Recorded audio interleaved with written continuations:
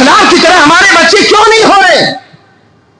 آج علماء اپنی تقاریر میں، علماء اپنے مدارس میں اپنے جو ہے ظالم تلمس طے کرنے والے طلبہ طالبات کو یہ کہہ رہے ہیں، اور لوگ یہ پکار رہے ہیں لوگوں کو مصیبت میں دیکھ کر کے، مسلمانوں کو پریشانیوں میں دیکھ کر کے، کہ آج کوئی خالد و زرار پیدا نہیں ہو رہا، آج کوئی مسنہ بن حارثہ نہیں پیدا ہو رہا، آج کوئی صلاح الدین ایوبی نہیں پیدا ہو رہا، آج امام بخاری نہیں پیدا ہو رہا، امام مسلم جیسے حدیث کے بہترین فقیہ عالم محدث نہیں پیدا ہو رہے، امام احمد نہیں پیدا ہو رہے۔ اللہ والوں کہاں سے پیدا ہوں گے؟ کہاں سے پیدا ہوں گے؟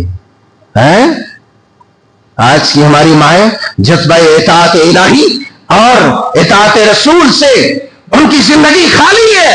آج مائیں دودھ تو پلاتی ہے، مگر بچوں کو دودھ پلاتے وقت یا تو کسی کی برائی کر رہی ہوتی ہے، یا تو گانے وغیرہ میں، یا کسی ویڈیو میں، یا موبائل میں مصروف ہوتی ہے۔ کہاں سے تمہاری مائیں صلاح الدین ایوبی پیدا کرے گی جن ماؤں کا یہ حال ہو کہ بچوں کو دودھ پلاتے وقت ان کا ذکر کرنا چاہیے، ان کا درود پڑھنا چاہیے، اللہ کو یاد کرنا چاہیے، ان کی زبان اللہ کے ذکر سے تربتر رہنی چاہیے۔